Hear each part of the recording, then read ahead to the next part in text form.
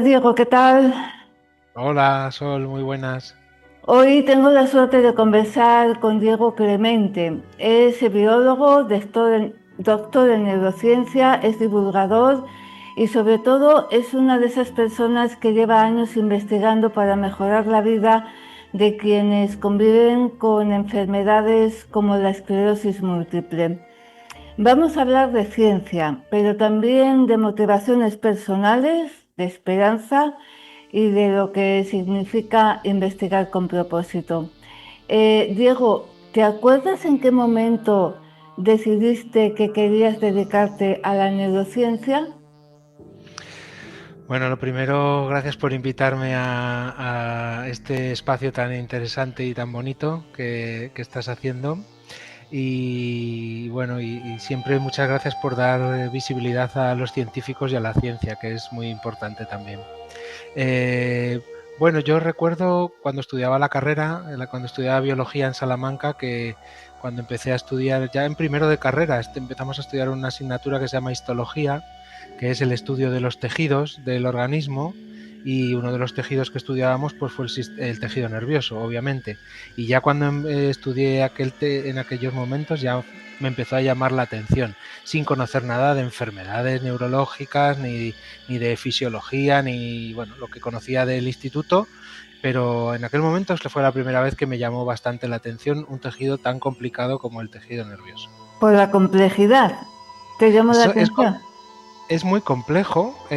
está formado, aunque son muy pocos tipos celulares, ahora ya con las nuevas técnicas que están avanzando muchísimo, se ha visto que cada uno de esos tipos celulares hay muchos subtipos, por decirlo así, ¿no?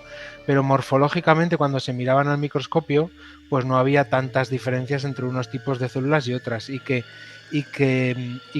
con esos poquitos diferentes tipos celulares se pudiese gobernar cómo funciona todo el organismo de un animal, sobre todo, principalmente yo he estudiado obviamente animales vertebrados, ¿no? Los invertebrados también tienen tejido nervioso y sistema nervioso, pero es mucho menos complejo en muchos de ellos que el de los vertebrados. Y ya en aquella época, pues eso me llamaba mucho la atención, Mm, que todo eso gobernase cómo funciona todo el organismo. mm. Oye, Diego, ¿y qué te llamó para ser investigador? Pues a veces me hago esta pregunta yo también, pero no estoy muy seguro. Sí sé que según iba avanzando la carrera, eh, aprendes lo que es hacer una tesis doctoral. Hoy oyes lo que es hacer la tesis doctoral y que es que alcanzas el grado de doctor y que es un título más alto que el de licenciatura, que es lo que tenía yo en aquella época, ¿no? Entonces, a mí principalmente lo que me llamó la atención es querer tener ese título, y además lo que también me gustó mucho es que para tener ese título lo que tenías que hacer era una tesis, que es un trabajo de investigación, ya sea en ciencias sociales o en ciencias experimentales, o ahora también se puede ser doctor siendo ingeniero y muchas otras carreras, ¿no? Mm. Entonces venía como asociado, pero me llamaba la atención y empecé en eso, y empecé en neurociencia, también la tesis. Pues fui al departamento de mi facultad de biología, donde trabajaban en el sistema nervioso, Mm. y así empecé con la neurociencia. Muy interesante. Diego, a veces la gente se imagina a los científicos, bueno, yo creo que siempre, ¿no? Entre tubos, por las películas, claro, entre tubos de ensayo, ¿no? Y así como despistados y despeinados. Explícanos, porfa, cómo es tu día a día en el laboratorio. Uy, el mío es muy aburrido. El mío es muy aburrido. Te voy a contar cómo era el mío hace tiempo. Sí. Pero porque ahora cuando eres jefe de grupo te cambia un poco el trabajo, ¿no? Tienes mucho menos trabajo experimental. Bueno, cada jefe de grupo se lo toma de una manera, pero en mi caso yo tengo menos trabajo experimental y mucho más trabajo de papeleo, por decirlo así, ¿no? Ah. Entonces, pero el trabajo en un laboratorio es una cosa muy bonita, porque es muy enriquecedor, porque cada día haces una cosa diferente. Hay épocas que son más tediosas, más aburridas, porque igual estás analizando imágenes o estás contando células y eso es bastante aburrido. Ahora ya con la inteligencia artificial eso va a cambiar mucho, pero antes se contaba a mano y se cuenta todavía a mano, ¿no? Entonces hay épocas en las que esto es bastante, etapas en las que es más aburrido, pero igual ese día eso lo haces el lunes, el martes estás haciendo un experimento en la sala de cultivos, el miércoles estás mirando al microscopio, el jueves estás preparando gráficas para una presentación o para enseñárselas a tu jefe o a tu jefa.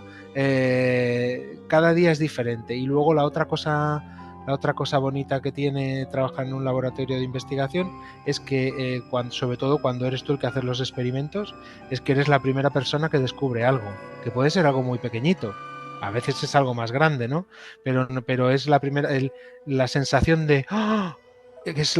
Que acabas de ver algo de lo que tú pensabas que podía resultar el experimento y que te salen los resultados o bien con la estadística o bien mirando al microscopio o bien con otras técnicas. Eso es una sensación que muy pocos trabajos creo que lo pueden decir, Sí, ¿no?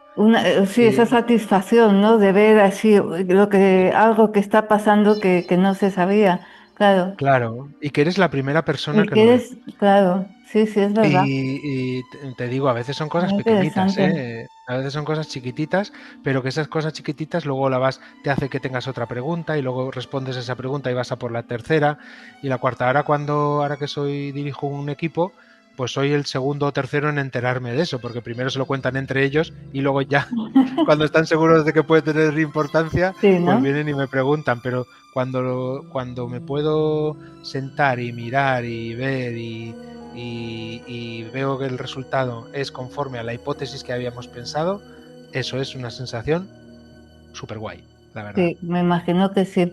Has mencionado antes lo de la inteligencia artificial. Imagino que va a quitar, no lo sé, ¿eh? Tú dime, es eso, mucho trabajo tedioso, ¿no? En vuestro trabajo. Bueno, en otros Sí, también, ¿no? Pero en el nuestro va a hacer muchas cosas. En el trabajo de investigación va a hacer muchas cosas. Pues desde diseñar fármacos, ya hay programas de inteligencia artificial que están diseñando fármacos. Tú le dices un poco qué moléculas son la forma de una. Bueno, de hecho hay inteligencia artificial que te dice cómo es la forma de las proteínas. Ya no hace falta hacer cosas tan que también yo no lo he trabajado nunca en ese campo, pero sé que llevaba mucho tiempo conseguir saber cómo es la forma de una proteína, porque las proteínas no son redondas ni cuadradas, cada una tiene una forma tridimensional diferente. Entonces, mm, sabiendo esto, se pueden hacer fármacos, se pueden idear fármacos gracias a la inteligencia artificial, a cómo a que vayan contra una zona concreta de una molécula concreta, ¿no? En nuestro caso, pues sobre todo lo que nos quita es trabajo más reiterativo, trabajo repetitivo. Eso es la inteligencia artificial. claro. Tú le enseñas a un programa a decirme, esta célula es positiva y esta célula es negativa. Y entonces la enseñas y se equivoca muchas veces, pero cada vez que le vas diciendo, no, te has equivocado, esta es la positiva y esta es la negativa.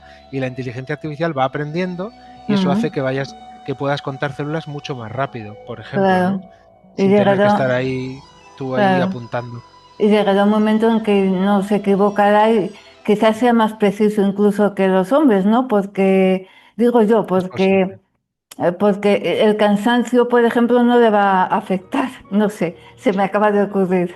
Bueno, eso desde luego no le afecta, el Claro, cansancio por no le eso. afecta, pero, Tienes- pero además se ha visto ya hay ejemplos, no solo en este campo, pero en otros muchos, que la inteligencia artificial hace cosas mejor que el ojo humano, o sea, es claro, evidente.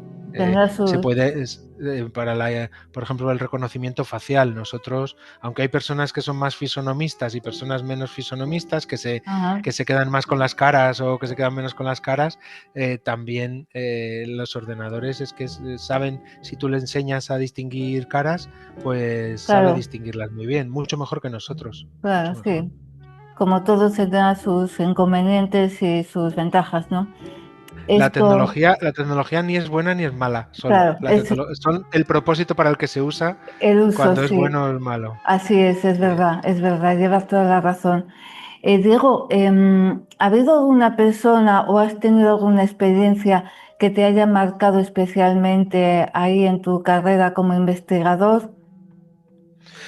Bueno, una de las, a nivel teórico, por decirlo así, o histórico, una de las figuras que llama mucho la atención y que yo creo que en España no le tenemos suficiente cariño ni respeto, aunque casi todos, por no decir todos los pueblos y ciudades de España llevan el nombre de esta persona en una de sus calles, es Santiago Ramón y Cajal. Santiago Ramón y Cajal es probablemente el científico español más importante de todos los tiempos. Con la tecnología rudimentaria que él tenía comparada con la que nosotros tenemos ahora, Sí, claro. claro, Hizo unos hallazgos a nivel de sistema nervioso que todavía se citan muchísimo en los artículos científicos y en los libros de texto. O sea, de hecho, me acuerdo que cuando yo hacía un poco de neuroanatomía, es decir, qué núcleos hay en el cerebro, qué áreas hay en el cerebro, que eso lo hice un poco durante la tesis, había un dicho allí en mi departamento que decía, si descubres un nuevo núcleo en el cerebro, pueden ocurrir dos cosas. Vete a los libros de Cajal y ese núcleo ya estará descrito por Cajal. O sea, y si no lo encuentras en los libros de Cajal, ese núcleo que tú has descrito no existe, posiblemente. fíjate, Se decía eso mucho, ¿no? Entonces, a nivel de investigación de cómo él pensaba, como, bueno, también era un hombre de principios del siglo XX, tenía sus pensamientos claro, atrasados comparado con hoy en algunas cosas, sí, ¿no? Pero lo que es sí, a nivel de pensar lo que es la ciencia y para qué sirve la ciencia, lo atrasada que estaba España en cuanto a ciencia y todo este tipo de cosas, es una persona que muy inspiradora. Luego a lo largo de mi carrera pues he tenido diferentes supervisores, jefes, directores de tesis, de los cuales he aprendido de todos. De todos, mm, de unos unas cosas, de unas más, de otros menos, pero todos me han enseñado y han hecho que sea hoy lo que soy como investigador. claro. Está bien, ¿no? Que recordemos a estos científicos porque es verdad que a mí que me gustan mucho estos temas, he oído así en charlas en YouTube, hay divulgadores, ¿no? De neurociencia que lo mencionan y está bien, ¿no? Que recordemos a estas personas que yo creo que las tenemos un poco, bueno, la ciencia en general. La Creo que ciencia en general. en general se habla más de fútbol, ¿no? Que de ciencia. Sí, tú vas al Reino Unido y está el Museo Darwin, y está el Museo Newton, y está el Museo Galileo, pero no tenemos todavía el Museo Cajal, pese Ya, a es que verdad, es el fundador de la neurociencia moderna, es verdad. es Ramón y Cajal. Y creó una escuela que descubrió un montón de cosas, un montón de tipos celulares del sistema nervioso y que yo creo que hoy en día todavía no se le ha rendido el homenaje que este país debería de De hacerle, hacerle. ¿no? Porque, insisto, es el mejor científico de todos los tiempos nacido en España. Ojalá y nos oiga alguien que pueda hacer algo y se lo apunte ahí Oh, en que se sus, lo apunte en sus para propósitos. sus propósitos, ojalá, ojalá. Diego, llevas más de 20 años estudiando el sistema nervioso. ¿Qué te atrapó de la esclerosis múltiple? Pues fíjate, nuevamente, como muchas cosas que pasan en investigación, fue una casualidad. Eh, yo buscaba un laboratorio en el que trabajar en Madrid, hice la tesis en Salamanca y de ahí me fui a Madrid y me hablaron muy bien de un instituto de investigación del CSIC que se llama el Instituto Cajal, y dentro del Instituto Cajal hay muchos grupos y me hablaron muy bien de la doctora Carmen Guaza, que fue mi supervisora durante esa etapa postdoctoral que llamamos nosotros. O sea, una vez que habíamos conseguido la tesis, que consigue la tesis doctoral, la siguiente etapa se llama postdoctoral, ¿no? Entonces, y ella trabajaba en modelos animales de esclerosis múltiple y en cómo los cannabinoides moléculas relacionadas con el cannabis, tanto los que produce nuestro propio cerebro como otros sintéticos que puedes, o incluso los que tienen la planta del cannabis, cómo servían de antiinflamatorios en una enfermedad como la esclerosis múltiple, ¿no? En el modelo animal. Entonces, ¿qué es lo que te atrapa de la esclerosis múltiple? Pues que no solo tiene la complejidad del sistema nervioso, sino que se une la supercomplejidad también del sistema inmunitario, que Claro. es la otra parte, el otro actor o actriz importante de esta enfermedad y de otras muchas enfermedades desmielinizantes o neurodegenerativas, ¿sabes? El sistema inmunitario y el sistema nervioso están todo el rato conversando y discutiendo de vez en cuando. Cuando discuten, pues a veces se dan enfermedades como la esclerosis múltiple. Y si no tuvieras poco con un sistema complejo, pues el otro complejo y las interacciones entre ellas Más, hace que como biólogo sea algo muy interesante. sí, sí, sí, Muy sí, llevas interesante. razón. Yo tengo una sobrina que está estudiando medicina y siempre me dice eso, que lo del sistema inmunológico y el nervioso, me dice, tía, eso es súper complicado y súper complejo, pero sí, también es atractivo por eso, ¿no?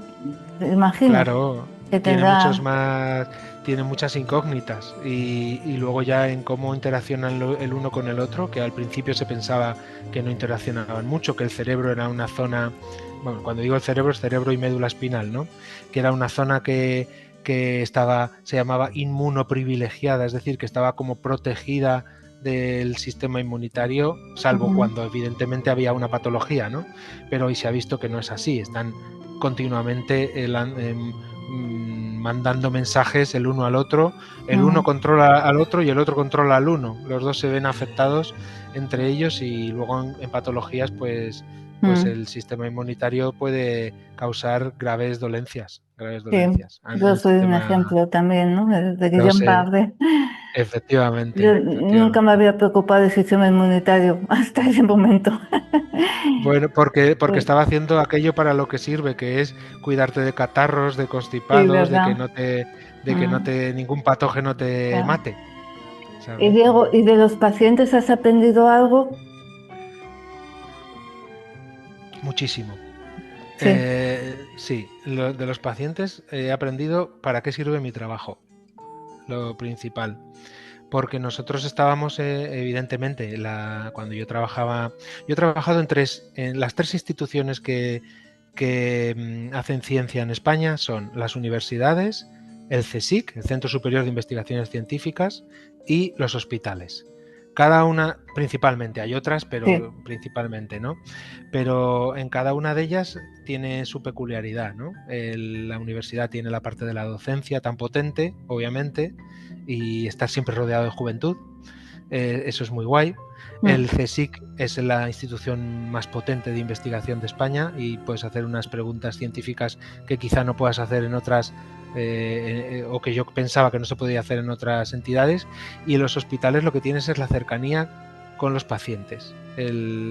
Y si además vas y sales de tu laboratorio y vas a las asociaciones de pacientes, pues mm, todavía los ves más de cerca. Entonces ves para qué investigas tú. Y luego también aprendes, o para quiénes, ¿no? No para qué, para quiénes. sí, Y luego también aprendes que tus problemas científicos, pues a ver si esta célula se interacciona con esta y produce esta molécula, pues igual eso es súper interesante para ti, pero igual al paciente le importan otras cosas. Por ejemplo, cómo es mi deterioro cognitivo, o voy a tener problemas con la vejiga, tengo disfunciones de la vejiga y me orino más de la cuenta, o no controlo al orinar, o ¿sabes? Ese tipo de cosas que sí, dices, bueno, pues hay que buscar también soluciones para otras cosas que tú no habías pensado. Entonces, claro, se aprende mucho, se crece mucho claro, es que visitando y viendo a los pacientes. es cierto, sí, porque hasta que tú no tienes esa enfermedad tampoco sabes por dónde va a salir, ¿no? Y qué problemas te va a causar. Mm, Diego, en 2017 tu equipo publicó un estudio esperanzador sobre el anticuerpo Grunomab, si lo digo bien. ¿Qué significó sí. para ti ese avance? Significó muchas cosas. Primero que fue en aquel momento, yo diría que era la investigación más interesante que habíamos hecho en el laboratorio, porque con una única inyección de este anticuerpo en el modelo animal de esclerosis múltiple, cuando se lo pinchábamos a los ratones, frenábamos el avance de la enfermedad. Mientras que los ratones que recibían un anticuerpo parecido a este, pero que no tenía nada que ver con este, ellos seguían avanzando la enfermedad. Entonces esto fue muy impresionante. Nosotros, eso lo hizo el grupo principal de esta investigación, que estaba en Francia, en Normandía, y a nosotros nos mandaban las médulas espinales de los ratones para analizar determinadas cosas, ¿no? Y para analizar cómo estaban las neuronas, la mielina, cosas que analizamos nosotros. Y veíamos que los ratones que habían recibido el anticuerpo este, pues tenían la médula espinal como si fueran un ratón normal y corrientes, que no tenían problemas con la enfermedad. Entonces, eso fue muy, o sea, a veces no nos lo creíamos de lo bien que estaba saliendo. Entonces, supuso también el ver una investigación muy orientada a resolver un problema de salud, y eso fue muy interesante también. Y luego fue una revolución porque la verdad es que los medios de comunicación enseguida vinieron y salían no sé cuántas televisiones, no sé cuántos periódicos. Gracias a eso luego fui pregonero de las fiestas de mi ciudad, de Miranda de Ebro, en Burgos. O sea, me cambió mucho la vida, me hice muy famoso gracias a esto, pero sobre todo, volviendo a la parte de investigación, supuso el hacer por primera vez una investigación muy orientada a resolver un problema de salud, y eso me hizo también cambiar un poco la orientación del trabajo de mi laboratorio. Claro. ¿Y a los pacientes eso se ha traducido de alguna forma así concreta? Pues la verdad es que creo que no, porque Mm. nosotros no teníamos la patente del anticuerpo, Ah, pero bueno, no sé exactamente en qué quedó la investigación. Sé que lo están retomando, porque me han contactado para otras cosas y sé que lo están retomando, pero creo que en ese momento no se ha seguido más adelante, ¿no? bueno, Pero sí que esa investigación supuso saber que la diana contra la que iba ese anticuerpo era una diana muy importante para la enfermedad esta, para la era esclerosis múltiple. acertada. Y pues Sí, esto que me estás contando, Diego, me da muy bien paso para la siguiente pregunta. ¿Cómo gestionas emocionalmente esta lentitud de la ciencia y las prisas que tienen los pacientes, ¿no? Por encontrar alguna mejoría? ¿Cómo lo pues, gestionas? pues mira, al principio ya este año voy a hacer ya 10 años dirigiendo mi grupo, y al principio era muy frustrante tener muchas ideas en la cabeza y saber que no las podías desarrollar porque no tenías dinero Claro, para desarrollarlas. Eso todavía es muy frustrante. Luego fue muy frustrante también el ver estudiantes que venían a hacer el trabajo de fin de máster, que eran brillantes y que no tenía nada para ofrecerles para que se quedasen a trabajar con nosotros. Eso fue muy frustrante. Ahora me sigue fastidiando, pero ya no, te vas haciendo más adulto y lo llevas de otra manera, ¿no? Pero todavía, al contrario, cuando tienes dinero y puedes darle oportunidad a una persona que tú crees que se la merece, porque ves que es buena o porque ves que es trabajadora, inteligente, constante, que tiene las características necesarias para hacer la investigación, y puedes darle esa oportunidad, eso es muy gratificante. Con sí. respecto a los pacientes, pues yo ya puedo contar todos mis hallazgos y todas las cosas que pueda encontrar en el laboratorio, que la siguiente pregunta siempre es en el auditorio: ¿para cuándo esto en la farmacia? Claro, Siempre.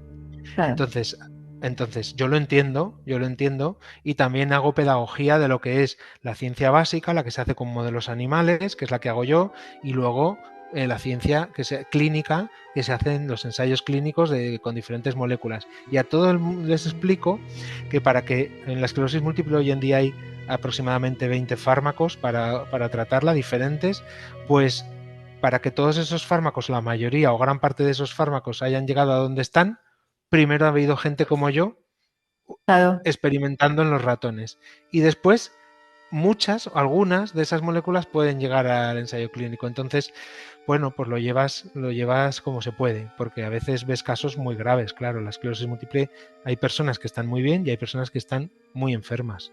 Sí, y gente muy joven también, ¿no? Porque se diagnostican con gente joven, ¿no? La esclerosis Sí, múltiple. sí, es una enfermedad que se diagnostica, ahora va aumentando un poco la edad, pero normalmente es entre los 20 y los 40 años. Claro. Entonces, no me puedo ni imaginar lo que es que te diagnostiquen una enfermedad crónica incurable con 20 años. Sí, Eh, eso. te cambia la vida. Todas las enfermedades, ¿no? Porque en general, porque yo recuerdo allí en el hospital de Toledo, los lesionados medulares, pues no es igual cuando entra una persona con 60 a cuando entra un chico con 20. Yo qué sé, lo tomas de otra manera, ¿no? Es más doloroso. Pues de la esclerosis Sí. múltiple, que es, bueno. Ah, Yo- sí, también es verdad que con 20 años yo he visto gente que se lo ha tomado de todas maneras. O sea, esto es como todo. Somos sí, tantas, cada persona es vive un, su realidad de una manera y ninguna es criticable. Ninguna es sí, no, criticable. claro, Todas son sí. entendibles. Sí, y además yo, sí, allí también aprendí esa frase de cada persona es un mundo y cada Mm, cuerpo es un mundo, que parece una frase hecha, pero es que es verdad. Es que mm, tenemos tantas condiciones, o sea, las personas estamos hechos de tantas cosas y tantas cosas diferentes, nos hacen como eres, que nunca mm. sabes cómo vas a No, reaccionar o... no solo cada persona, luego el entorno en el que está cada persona y Claro, además en el caso de una enfermedad inmunitaria como la esclerosis múltiple o como la que tú tenías, que tú, Guillain-Barré, eh, el sistema inmunitario es tan variable entre personas que hace que cada persona tenga una enfermedad diferente. sí, Unos van más ¿verdad? agresivos, otros van más moderados y entonces una de las cosas que yo intento no decirle a una persona con esclerosis múltiple es qué bien te veo, qué bien se te ve, porque luego hay síntomas internos que no se ven, como por ejemplo la fatiga, que es para algunas personas muy demoledora Sí, sí. y que dices, bueno, oye, pues parece que se te ve muy bien, como mucho lo cambio así, a eso, ¿sabes? Sí, yo a eso me Porque apunto. Siempre sí, digo sí, que si yo me siento, me quedo así callada y parada, pues me parece que no me pasa nada, ¿no? En cuanto empiezo a interactuar, a hablar y tal, es cuando se ya, ve todo, ¿no? Es verdad. claro. Esto, Diego, tú también das clases en varios másteres. ¿Qué intentas transmitirle a los alumnos, además de los conocimientos? Pues mira, en el máster, yo doy clase en máster de neurociencia, una asignatura que se llama neuroinmunología. Entonces, esa asignatura la coordino yo en la Autónoma de Madrid. En esa asignatura lo que trato es de que los alumnos y alumnas vean lo interesante y lo importante que es el sistema inmunitario y su interacción con el sistema nervioso. Que aprendan que no son dos entidades que están desconectadas, sino que están en total interacción durante la salud y también, obviamente, en la enfermedad, ¿no? Y en los otros másteres en los que doy clases son más relacionados con inmunología, entonces lo que intento explicar es siempre la importancia y las características que tiene una enfermedad como la esclerosis múltiple. Y si puedo, en los otros en los que solo doy una o dos clases, pues no te da tanto tiempo, ¿no? Pero en este que coordino la asignatura, también intento transmitirles la pasión por la ciencia a las personas, porque es difícil, ¿eh? Es difícil transmitir esto porque España no es un buen país para hacer investigación, es todavía a día de hoy, y entiendo que en las nuevas generaciones que todo lo quieren rápido además y que viven también, yo creo que vienen muy condicionados por una fuerte presión a ser los mejores, me da a veces también la impresión, la investigación es dura y no tiene un muy buen panorama laboral y bueno, un montón de cosas, pero sin embargo tiene lo que he contado al principio de nuestra charla, ¿no? Que es lo apasionante, es algo apasionante la ciencia. Y además, si trabajas en salud, sirve para ayudar a las personas en cuanto a enfermedades. Toda la investigación es importante, ¿eh? Pero si Ya, trabajas en salud, todavía es que es algo más palpable, por decirlo así. sí, sí, sí, es verdad. Y claro, es muy importante, ¿no? Sacar la ciencia del laboratorio y llevarlo a la sociedad, ¿no? Que llegue, que se entienda Sí, o que eso es se muy comprenda, importante. sí, Es muy difícil porque, y cada vez va a ser más difícil, ¿eh? Porque yo creo que o sea, es difícil hacer entender a las personas que no trabajan en ciencia los adelantos que hay hoy en día, tecnológicos. Nos cuesta a veces a nosotros mismos Sí, los nuevos adelantos tecnológicos. Luego sí, ya a las personas de la calle ni te cuento, ¿no? claro, Pero lo más importante, yo creo que hay como dos funciones de salir de tu laboratorio y contar esto, tiene dos funciones. Una, que la gente valore lo que es la ciencia y para qué sirve, y lo segundo, fomentar nuevas vocaciones, por decirlo así, ¿no? No somos claro. misioneros, pero bueno, eso es muy importante. A mí me da mucha rabia que todavía en 2025 tengamos que contar lo importante que es la ciencia Ya, para un país y para las personas. es Pero verdad. bueno, pero es importante de contarlo. Sí. Diego, si nos escucha ahora mismo alguien que está recién diagnosticado de esclerosis múltiple, ¿qué le podrías decir tú desde tu lugar de investigador? Bueno, pues lo primero le diría que lo siento mucho y y toda mi solidaridad. Es lo primero que cuando me escribe un paciente por email, es lo primero que le digo porque entiendo que no es una buena noticia. Tener esclerosis múltiple no es una buena noticia. Sin embargo, no es la peor noticia. Hay enfermedades mucho peores que no tienen tratamientos del sistema nervioso. Está el Alzheimer, está el Parkinson. No tienen tratamientos que modifiquen el curso de la enfermedad. Tienes tratamientos para los síntomas, sobre todo en el Parkinson, ¿no? En el Alzheimer no Ya, hay prácticamente nada. Entonces, no es una buena noticia, pero la buena noticia es que hoy en día hay tanta cantidad de tratamientos de diferentes tipos que controlan bastante bien la actividad de la enfermedad.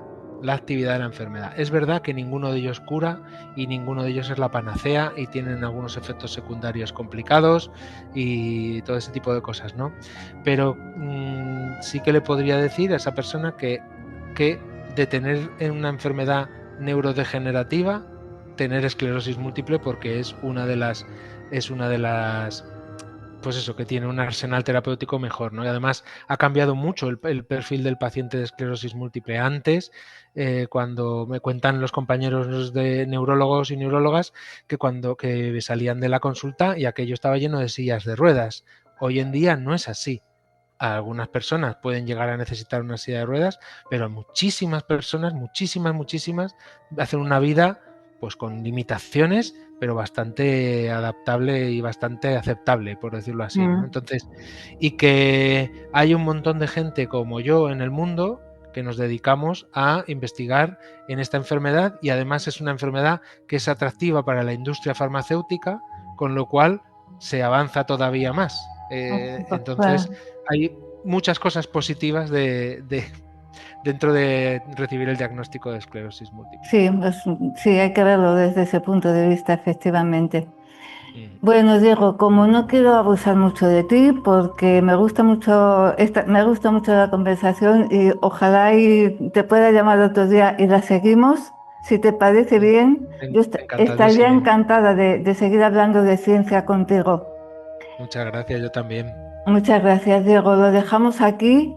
Te doy de nuevo las gracias y quiero decir que si hay alguien que nos está viendo y que si le ha gustado esta charla, pues que lo comparta para llevar la ciencia a otro lugar, a la calle, fuera del laboratorio, como hemos dicho antes. Así es que muchas gracias, Diego, y aquí acabamos.